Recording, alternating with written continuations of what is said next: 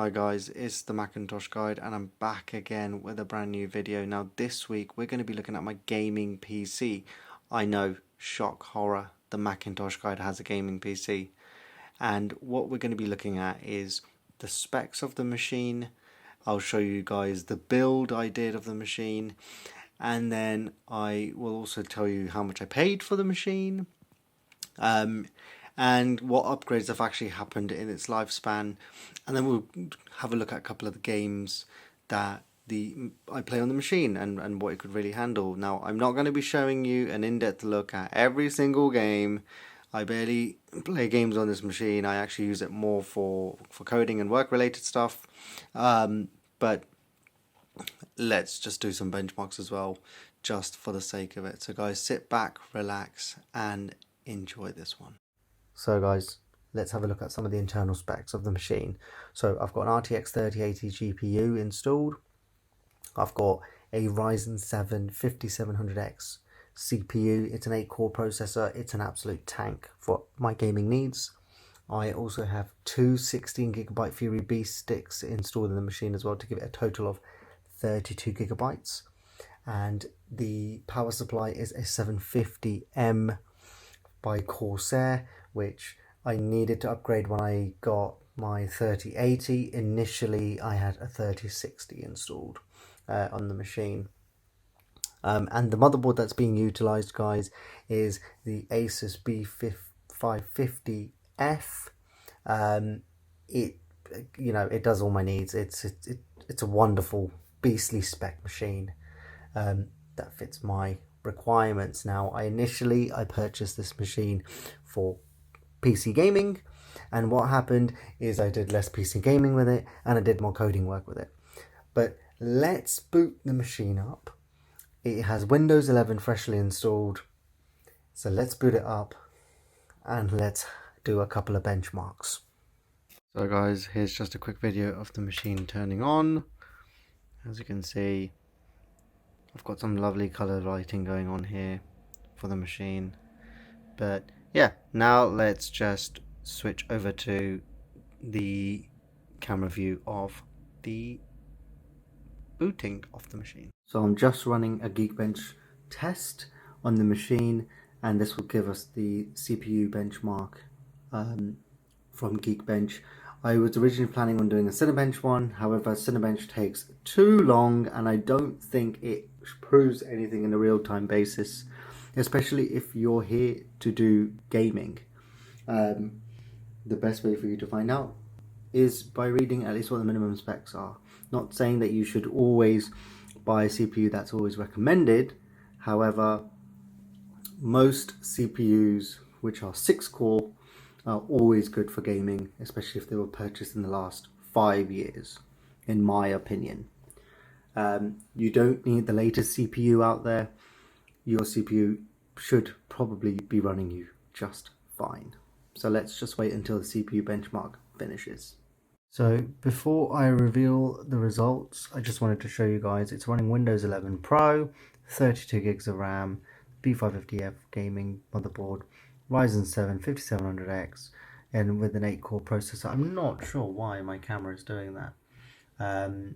And yeah, it's the CPU is clocked at 3.4 gigahertz, with maximum frequency of 4641. So this result right here is the Vulkan score. It is 160,847, which is fantastic on the RTX 3080 Founders Edition GPU. I'm not surprised. We were going to be seeing such insane results for the GPU test. And for the CPU, we see that the single core score is 2142 and 8982 for the multi-core score. So guys, again, brilliant results. This is the type of machine I wanted to be able to do my workload and also my gaming. So let's now just move on to the next section, is performance. And I'm really sorry about this camera being really weird on the zooming, but yes, let's move on to the next section. So guys, now that we're back at the home screen, I thought I'd show you my quick little setup. So I use a Samsung 34-inch CJ971 monitor. It's a beautiful ultra-wide monitor from Samsung. I use a Razer Basilisk or Basilisk X Hyperspeed. Probably butchered the name, but one of the best ergonomical mouses I've ever used. I also use a mechanical keyboard, which also has a volume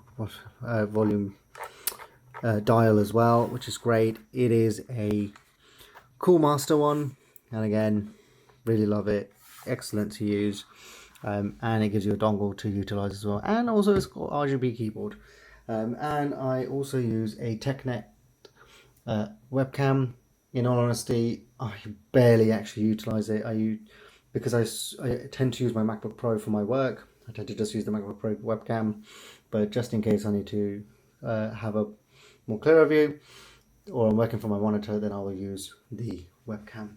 So the next part is, how does Windows run? So a lot of YouTubers out there, what they will start doing is start showing you gaming benchmarks, start showing you how crazy the FPS counter looks. I don't want to do that, because I don't think that that's realistic. And the reason why I say I don't think it's realistic is you're not going to sit there and look at, oh, I'm getting 110 FPS, I'm getting 120 FPS. 10 FPS makes such a big difference nowadays. It doesn't, guys. So the first thing I want to have a look at is how snappy is Windows. And in this instance, it's Windows 11 Pro. So the best way to tell that is how snappy is it when I'm pressing the Enter key on my keyboard. Very snappy. Now, if I compared this with a Windows 11 laptop, gaming laptop especially, Windows 11 is not that snappy on manufactured hardware, which is crazy to think of. But Windows 10, it seems to react quite quickly to my presses. If I open up Firefox, instant. If I try to search for, let's say, Steam really quickly, again, Steam open up insanely fast. Let's have a look at settings, and there you go.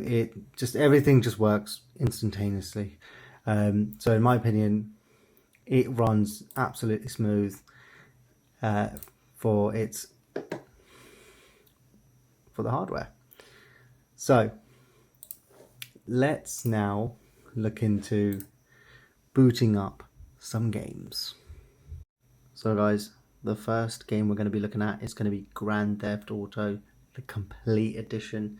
Now this is Grand Theft Auto 4 and episodes from Liberty City included. So let's just go on Grand Theft Auto 4 for the time being, and let's just check. So this game has a buggy problem.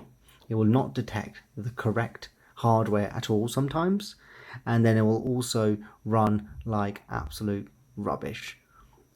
So in this instance, everything seems to just be fine. Nope, I don't want to apply any changes. I just move the mouse around like an absolute numpty. So no, I don't want to change anything. Can I go back? Thank you. Are you sure you want to exit the screen? Yes, I am. Sorry, I was being an absolute idiot. So let's press back. Let's press back again, and let's start up GTA 4. And let's just have a look at, let's just see how it looks as well. I believe it will start off with the first mission, and I'm hoping it is quick to boot, as it is, of course. So I've completed this game several times. Every year I do a playthrough of GTA 4. So in this instance, I'm not sure how I'm going to be playing this. Keep forgetting that I have to use. Oh, yep, I clearly can't even remember how to play this game anymore.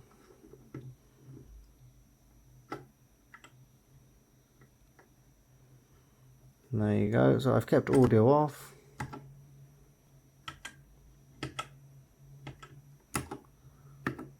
Trying to find out how the hell I got into cars. F. As you can tell, I have not played this game for a while. So far, performance seems to be pretty good, in my opinion. As I said, this GTA 4 has had several issues in terms of it just wasn't optimized correctly for any hardware, no matter what, if you've got beast configuration or not.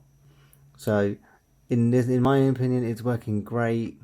You will see stutters here and there, but that is more just this game being a mess in terms of optimization.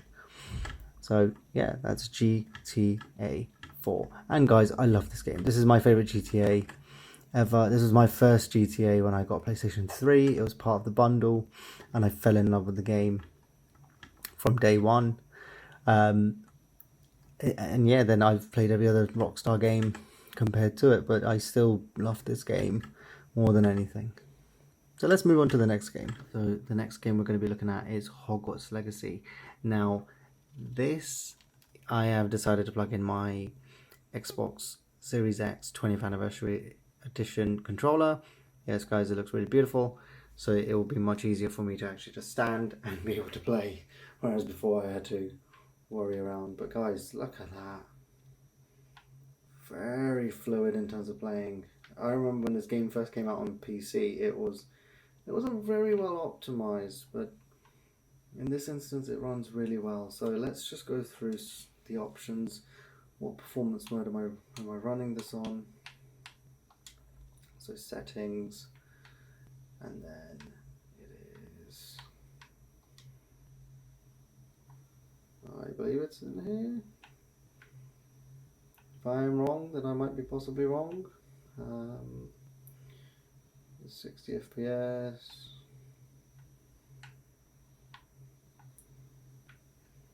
Might be wrong. There you go, everything's on ultra. There you go. So everything is running in ultra mode. And guys, it is running brilliantly. Now I've not got ray tracing on because I just didn't really see the point. If you guys want to run it, be my guest. But in honesty, I'm not really interested in running this with ray tracing because I'm not that bothered. But guys, it runs smooth for being a, you know, RTX 3080. You know, it's a very powerful GPU. You would expect your games to be running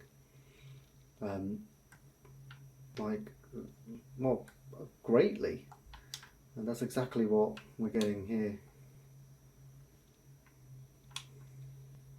That's pressing the wrong one.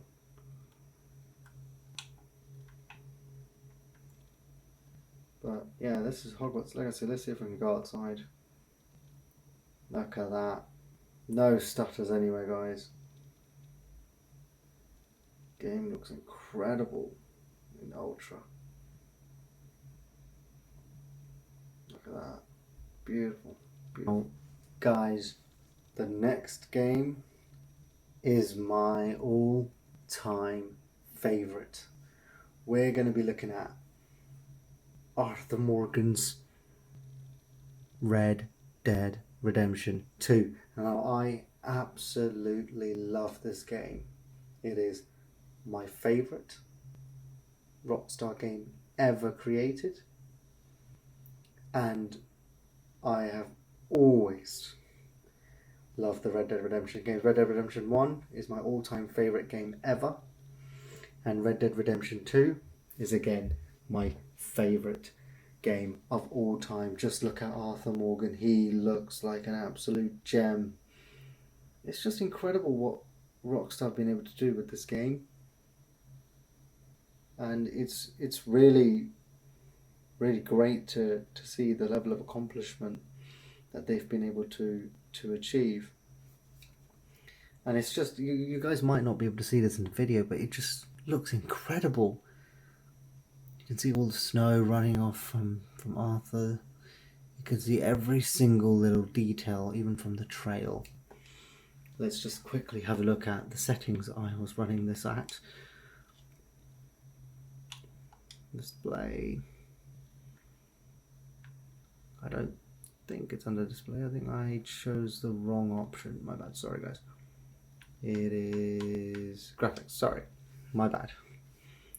So, what are we running this on? Texture quality ultra, X16 ultra, ultra, high, ultra, medium, high, ultra. Mostly everything is just running on ultra, guys, and that's the beauty of it. It's only using 5 gigs of the card, so it, well, 4 gigs of the card and 920 megs is something else. I wonder what that is. But guys, it just looks incredible. Arthur Morgan, he is a wild, wild man.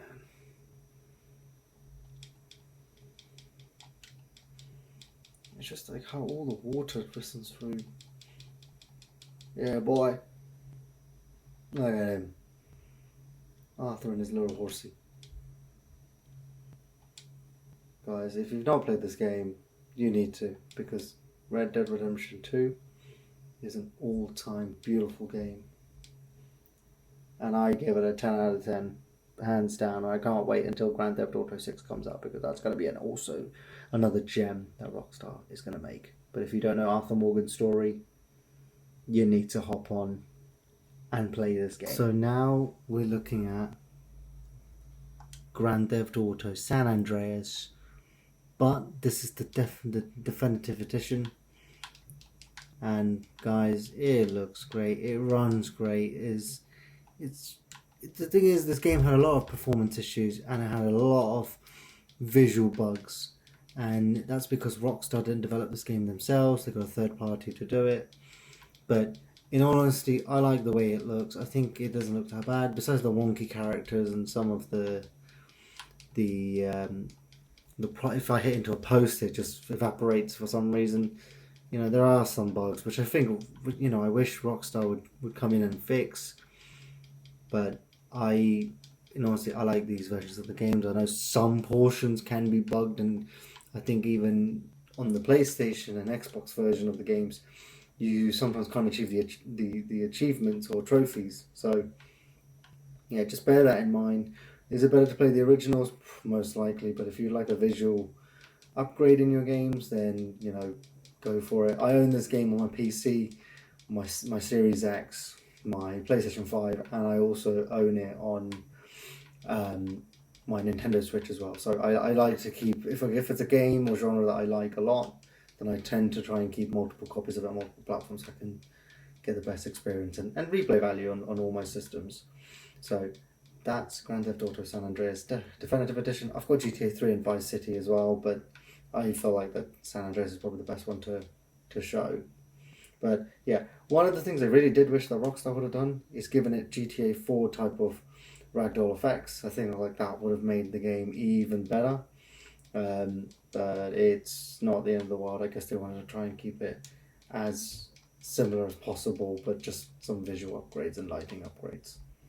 But that's the Definitive Edition. And just before we go away, let's just have a look at the graphics settings. So again, everything is mostly just set to high and ultras. It runs buttery smooth, no issues, no stutters, no nothing. So yeah, that's the Definitive Edition. That's the last gaming benchmark. So what do I think of this gaming PC? I love it. It's one of the best gaming PCs that you can buy with all the parts by yourself. I had assistance. It was the first gaming PC I built, so I had assistance with one of my friends, and in all honesty, I have enjoyed it. I think it's one of the very best spec'd out machines. I got it for £986 with the RTX 3060 at that time. Bear in mind that, you know, there was shortages of parts, etc. going on, so prices were not the greatest. But still, even with that going on, £986 not too bad with an RTX 3060 Founders Edition card, 8-core CPU and 32 gigs of RAM. And I also, if you're looking at the price with the RTX 3080, then we're looking around £1,200 to £1,300 in total, which is immensely cheap compared to buying a spec'd out machine for manufacturers. And that's the other thing. There's no bloatware. There's none of that rubbish that the other manufacturers give you, and that's what I love about this machine. I don't have to do any configuration. It just worked out of the box immediately, and I've not really had any problems with it. No issues. It's always been brilliant to use. Always been fun to use, and yeah, always had a pleasure of a time using it. But Would I recommend these parts to you guys to build your own gaming PC? 100%, guys. You'll love it. I don't see a bottleneck happening with the CPU and GPU. I think they work hand in hand, in all honesty. I'm not an expert, but I do know my tech, I would say. But as far as I've seen, I've not seen any bottleneck issues going on. I hope you guys enjoyed this video. It's a different type of video on my gaming PC. I will be uploading some future content on some gaming on the Nintendo Switch and how I found performance with it. And I've also got a Steam OLED coming along the way. I've not fortunately been able to grab the PlayStation Portal, but that will also be coming soon when stock is available again. And guys, enjoy the rest of your weekend. Thank you for watching and have a good one.